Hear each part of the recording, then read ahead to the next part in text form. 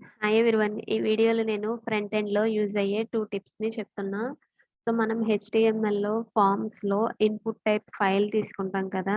అలా తీసుకున్నప్పుడు మనకి ఇక్కడ ఒక బటన్ అనేది వస్తుంది. సో, ఈ బటను మనకి బై డిఫాల్ట్ ఈ స్టైల్స్ అనేవి ఉంటుంది ఈ బటన్‌కి.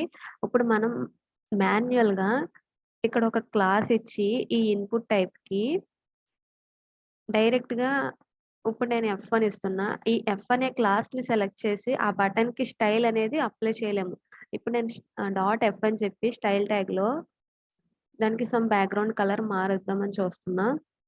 So, dot F background colour blue అని ఇస్తున్నా. సో, ఇలా ఇస్తే మనకి అక్కడ చేంజ్ అవుతుందో లేదో చూద్దాం. అక్కడ మనకి ఏం చేంజ్ అయింది? దాని తర్వాత మనకి టెక్స్ట్ ఫైల్ అదే మనం ఏదైనా ఫైల్‌ని సెలెక్ట్ చేస్తే ఆ ఫైల్ అనేది ఇక్కడ డిస్‌ప్లే అవుతుంది కదా! ఆ పోర్షన్‌కి బ్యాక్‌గ్రౌండ్ అనేది వచ్చింది కానీ, నీ బటన్‌కి రావట్లేదు.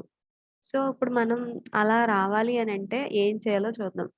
ఒక సూడో క్లాస్ ఉంటుంది. ఈ ఎలిమెంట్ ఏదైతే ఉందో దాని యొక్క క్లాస్‌ని గాని, ఐడీని కానీ, లేకపోతే ఇన్‌పుట్ ట్యాగ్‌ని గాని సెలెక్ట్ చేసి ఒక సూడో క్లాస్‌ని యూజ్ చేయాలి. అదేంటి అనంటే ఫైల్ సెలెక్టర్ బటన్ అది సూడో క్లాస్ అన్నమాట.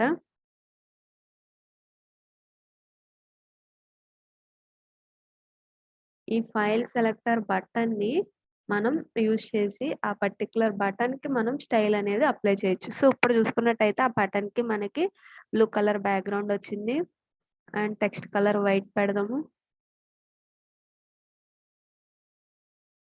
బోర్డర్ నన్, అవుట్‌లైన్ నన్.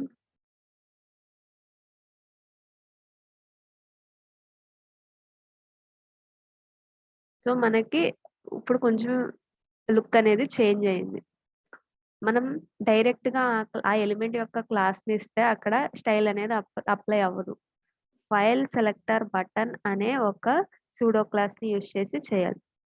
నెక్స్ట్‌ది ఏంటి అనంటే మనం ఏదైనా ఒక టెక్స్ట్ ఎలిమెంట్ తీసుకుంటే దానికి అండర్‌లైన్ అప్లై చేస్తాం కదా!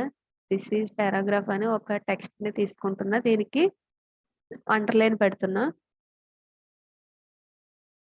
పి టెక్స్ట్ డెకరేషన్ అండర్‌లైన్ ఇస్తున్నా. సో, ఇప్పుడు మనం చూసుకున్నట్టయితే ఈ అండర్‌లైన్ అనేది మనకి బాటమ్‌లో వెంటనే వచ్చేసింది. ఇప్పుడు మనకి అలా కాకుండా సమ్ గ్యాప్ తర్వాత మనకక్కడ అండర్‌లైన్ అనేది డిస్‌ప్లే అవ్వాలి అనంటే మనం టెక్స్ట్ అండర్‌లైన్ ఆఫ్‌సెట్ అనే ఒక ప్రాపర్టీని యూజ్ చేయాలి. So, text decoration underline and text decoration offset అనే ఒక ప్రాపర్టీని యూజ్ చేయాలి. టెక్స్ట్ అండర్‌లైన్ ఆఫ్‌సెట్ అనే ఒక ప్రాపర్టీని. దీంట్లో మనం పిక్సెల్స్ కానీ ఎంతో కొంత డైమెన్షన్ అనేది ఇస్తే అంత గ్యాప్ వచ్చి ఆ అండర్‌లైన్ అనేది డిస్‌ప్లే అవుతుంది. ఇప్పుడు నేను 4 ఇచ్చాను కదా! ఇక్కడ నేను 10 ఇస్తున్నా. అప్పుడు మనకి అండర్‌లైన్‌కి, ఆ టెక్స్ట్‌కి ఎక్కువ గ్యాప్ అనేది వస్తుంది అలాగా. ఇప్పుడు నేను 20 ఇస్తున్నా. ఇప్పుడు మనకి ఇంకా ఎక్కువ గ్యాప్ అనేది ఈ విధంగా వచ్చింది. సో, మనం ఎప్పుడైనా ఒక అండర్‌లైన్ వెంటనే కాకుండా సమ్ గ్యాప్ వచ్చి టెక్స్ట్ కింద డిస్‌ప్లే అవ్వాలి అనంటే టెక్స్ట్ అండర్‌లైన్ ఆఫ్‌సెట్ అనే ప్రాపర్టీని యూజ్ చేయాలి. Thank you for watching.